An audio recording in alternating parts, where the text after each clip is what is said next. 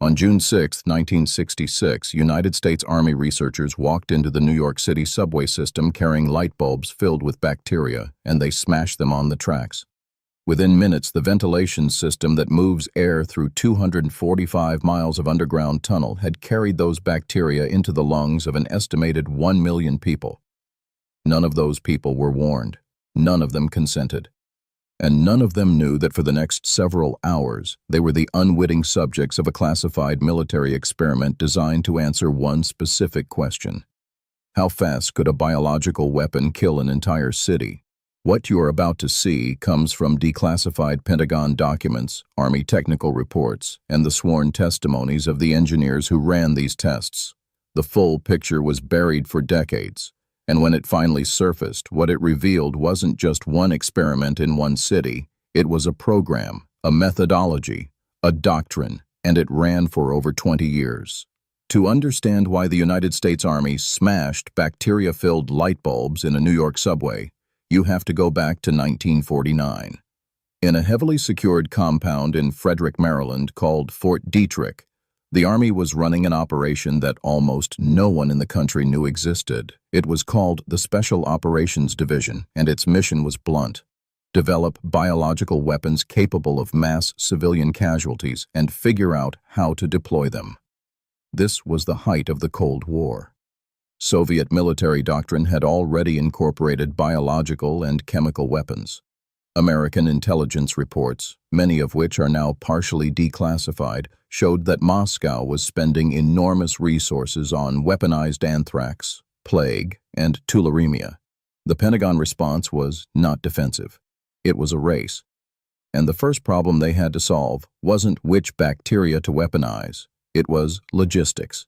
If you wanted to deploy a biological agent over a civilian population, a city, a subway system, a port, how would it actually move? How far would it spread? How long would it survive? How many people would it reach per unit of agent released? These questions required real-world testing, and that meant finding a way to release biological material in a real city without people knowing, without causing mass casualties, and without leaving a trail that could reach the newspapers. The solution they landed on was elegant and deeply disturbing. They would use what they called tracer organisms, bacteria that were, at least in laboratory conditions, classified as non-pathogenic, harmless. The thinking was that if you could track how a harmless organism moved through a subway system, a bus terminal, a public market, you could mathematically model how a weaponized pathogen would move through the same space. The organism they chose most frequently was called Serratia marquescens, and the decision to call it harmless would later become one of the most contested and damning choices in the entire history of this program. The 1966 New York subway experiment is documented in an Army technical report titled "A Study of the Vulnerability of Subway Passengers in New York City to Covert Attack with Biological Agents." That title alone should stop you cold. The report was classified for years. When it was finally released through Freedom of Information Act requests and congressional pressure in the 1970s, researchers and journalists began to piece together exactly what had happened on that June morning. 6 subway stations along a stretch of the IND line in Manhattan were selected. The criteria for selection, according to the document, were passenger density, ventilation characteristics, and access to maintenance areas. Army researchers, dressed in ordinary civilian clothes, entered the maintenance tunnels of the New York City Transit Authority. They were carrying sealed, modified light bulbs. Inside those light bulbs was a carefully calibrated quantity of Bacillus globigii, a spore-forming bacteria that the Army considered a safe simulant for anthrax. At specific predetermined times, the researchers dropped the bulbs onto the tracks. The bulbs shattered on impact. The bacteria aerosolized instantly, turning into a fine, invisible mist that was immediately captured by the transit system's ventilation current. What happened next is where the data becomes extraordinary. Within 4 minutes of the first bulb being smashed, Army monitoring equipment, placed covertly at turnstiles and platform benches by researchers already positioned in the stations, was detecting the tracer bacteria in the breathing zone of every person standing on the platform. Within 11 minutes, samples collected from the moving subway cars showed active bacteria being carried northward and southward through the tunnel system at rates that exceeded the Army's most optimistic models. The Army's final assessment, documented in the technical report, estimated that the organism had reached peak concentration across a passenger exposure zone spanning over 1 million transit riders during the morning commute window. 1 million people, one release, 11 minutes. Now, here's the part that changes everything. The 1966 subway test was not the first. It was not even close to the first. Between 1949 and 1969, the United States Army conducted over 200 open-air biological and chemical agent tests on American soil. That number comes directly from a 1977 Senate Subcommittee report on human experimentation. 239 separate tests across at least 8 American cities against populations who had no idea. San Francisco was hit in 1950. The Army released Serratia martians from a Navy vessel off the coast, letting the fog carry it inland over the city. They estimated that every single person in San Francisco, 800,000 people, inhaled a meaningful dose of the bacteria. Shortly after that test, a previously healthy 75-year-old retired pipe fitter named Edward Nevin was admitted to Stanford University Hospital with a rare and aggressive Serratia marcescens infection. It had reached his heart valves. He died 11 days later. His family would not learn the possible connection to the Army's secret test until a full 26 years later, when declassified documents finally pointed to the timing and geography of the 1950 release. Edward Nevin's grandson attempted to sue the federal government in 1981. The case was dismissed. The government's position was that even if the Army's bacteria had caused the infection, the United States was protected from liability under the doctrine of sovereign immunity. The government tested on its own people. One of them died, and the legal system said that was acceptable. But San Francisco and New York were only 2 nodes in a network that stretched across the entire country. In Minneapolis, in 1953, the Army released zinc-cadmium sulfide from rooftops and moving vehicles across working-class residential neighborhoods. Zinc-cadmium sulfide is a chemical compound the Army used as a tracer for aerosol dispersal. It is also a confirmed carcinogen. Residents in those neighborhoods saw the dust. Some reported it settling on their windowsills and cars. They were told nothing. The Army's internal documentation notes, and I am reading from the declassified text here, that the population distribution of working-class and lower-income residential zones provided optimal density modeling conditions. Optimal density modeling conditions. They were choosing neighborhoods based on how crowded they were. And the neighborhoods they kept choosing were black neighborhoods, immigrant neighborhoods, and low-income communities. That pattern was not an accident. It appears across multiple cities, multiple tests, and multiple years. While the covert urban tests were targeting civilian populations without their knowledge, the Army was simultaneously running a separate but connected program that had a very different public face. Operation Whitecoat was announced as a program for conscientious objectors, Seventh-day Adventist soldiers who had moral objections to combat but were willing to serve as medical research subjects. The Army framed it as noble, voluntary, and transparent. Over 12,300 men participated between 1954 and 1973. They were exposed to tularemia, Q fever, sandfly fever, Venezuelan equine encephalitis, Rift Valley fever, and plague. Real pathogens, military-grade concentrations. The Army maintained for decades that all participation was fully voluntary and fully informed. Declassified documents and later interviews with participants tell a more complicated story. Multiple participants, in sworn testimony to congressional committees and in interviews with investigative journalists, stated that the briefings they received were incomplete, that the risks were minimized, that they were not told the specific agents being used until after exposure had already occurred. One participant described being told only that he was receiving a vaccine for a foreign fever. He spent 3 weeks in an isolation ward with a temperature of 104 degrees. He was given no information about what he had been exposed to until he filed a Freedom of Information Act request 30 years later. The Whitecoat participants were not anonymous civilians on a subway platform.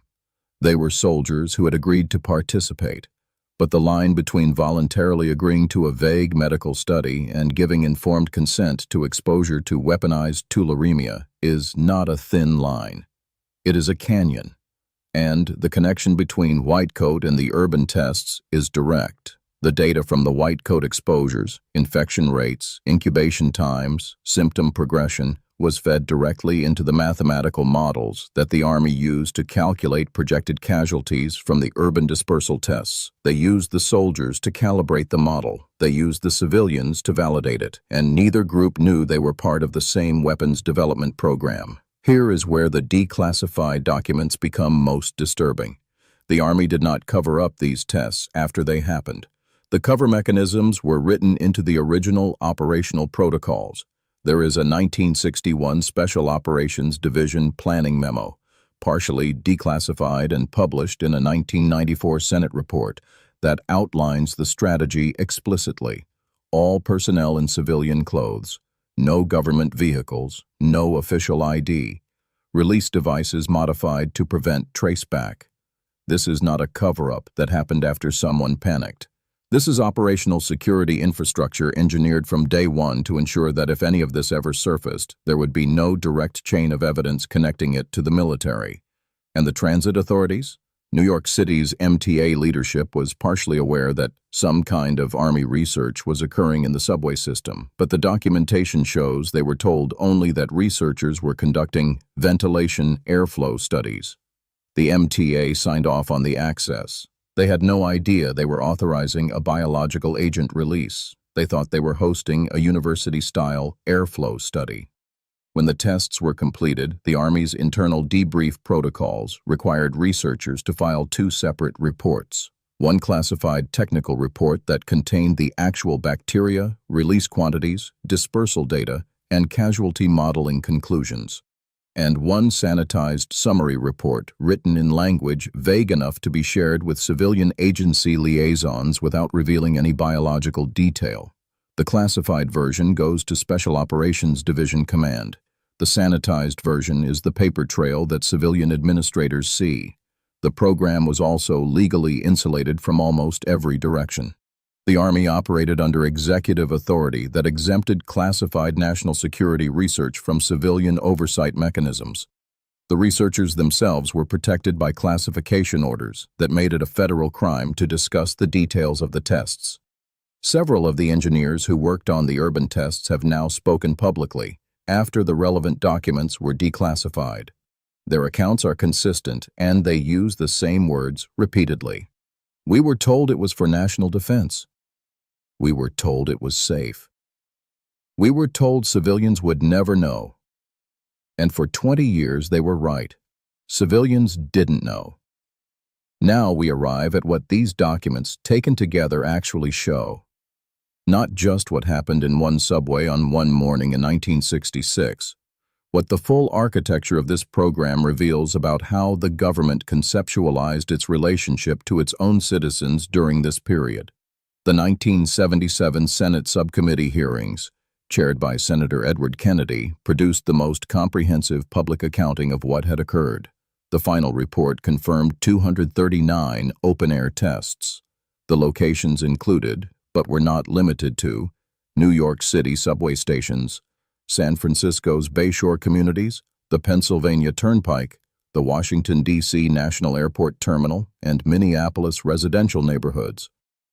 The Washington, D.C. airport test is particularly striking. In 1965, Army researchers released Bacillus globigii in the Dulles International Airport Terminal. Hundreds of State Department and diplomatic personnel passed through the terminal that day. The Army's target was specifically the airline passenger demographic. The rationale, documented in the classified assessment, was that international air travel represented the highest risk vector for rapid biological agent spread across national borders. They wanted to know how fast a pathogen introduced in an international airport could theoretically reach multiple countries via infected travelers. They were modeling a pandemic, 60 years before the world watched COVID-19 spread from a single city to every continent in weeks, the United States Army had already run the math in a major American airport and reached conclusions that they then filed under classified. The Bay of Pigs connection is equally revealing.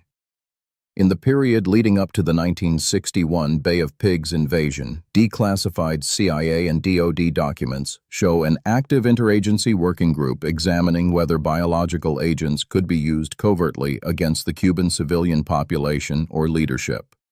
The urban dispersal test data from the American cities was explicitly cited in these planning documents as providing the empirical basis for casualty projection modeling in the Cuba scenarios. What they practiced on New Yorkers and San Franciscans, they intended to use as the operational playbook for Cuba. The American public was not just unknowingly participating in abstract research. They were the test population for weapons that the government was actively planning to use against another country's civilian population. And the tracer organism selection, the decision to use Serratia marcescens and Bacillus globigii because they were considered harmless. That decision was based on 1940s-era microbiology that, by the 1960s, was already being questioned by researchers within the program. There is a 1964 internal Army memo, now declassified, in which a Fort Detrick researcher explicitly flags that Serratia marcescens should be reassessed as a hazard for immunocompromised populations. Elderly people, people with respiratory illness, people on immunosuppressive medications. The program continued for 5 more years after that memo was written. The people in those subway cars in 1966 included elderly commuters, people with asthma, people with compromised immune systems. The Army knew, or had reason to know, that the organisms they were releasing might not be harmless to everyone. They released them anyway. The program was officially terminated in 1969. President Nixon's executive order that year ended the United States offensive biological weapons program and ordered the destruction of existing stockpiles. The tests stopped, but the institutional knowledge, the methodologies, the dispersal models, those did not get destroyed. They were archived. Some portions remain classified to this day. The question that every person who reads these documents is left with is not really, how could they do this? The more disturbing question is this: how much of what they modeled was later used? The 1972 Biological Weapons Convention, which the United States signed, prohibits the development, production, and stockpiling of biological weapons. The United States has maintained compliance with this treaty at the acknowledged level, but the convention does not prohibit research described as defensive. And the boundary between developing a dispersal model for defensive purposes and developing it for offensive use is not a physical boundary. It is a policy boundary, a classification boundary, a boundary defined by the same agencies that decided it was acceptable to spray bacteria on subway commuters in 1966. The communities that bore the heaviest exposure burden from these tests have never received formal acknowledgement. The Serratia marcescens victims in San Francisco, including Edward Nevin's family, received no compensation. The Minneapolis neighborhoods where zinc-cadmium sulfide settled on windowsills were never officially informed. A 2000 Department of Defense report to Congress on Project Shad, a related series of chemical and biological tests on military personnel, acknowledged that the government had a moral and legal obligation to study health impacts on those exposed. The studies were conducted.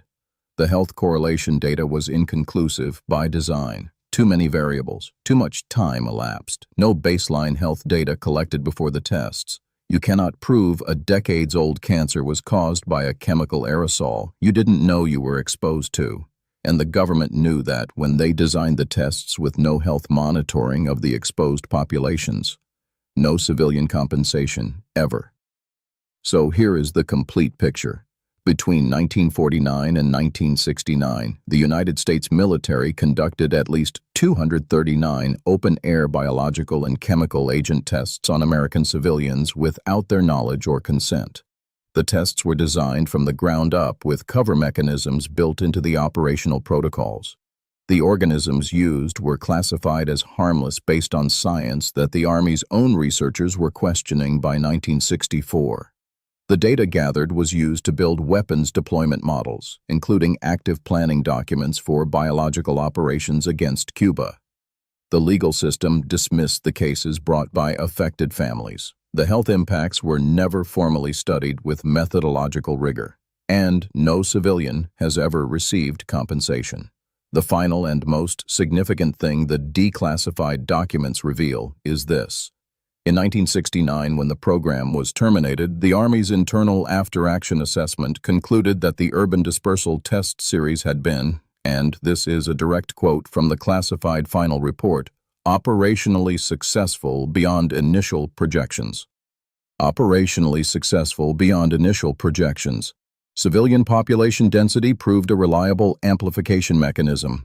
They used that phrase, reliable amplification mechanism, to describe the people standing on the platform at 42nd Street at 8:15 in the morning with their briefcases and their newspapers and their coffee. People who voted, paid taxes, sent their children to public schools, trusted that the institutions of their government were operating in their interest. The documents exist. They are real. They are available at the National Archives, through the Pentagon's Declassification Review, and through the Senate Intelligence Committee records published in 1977 and 1994.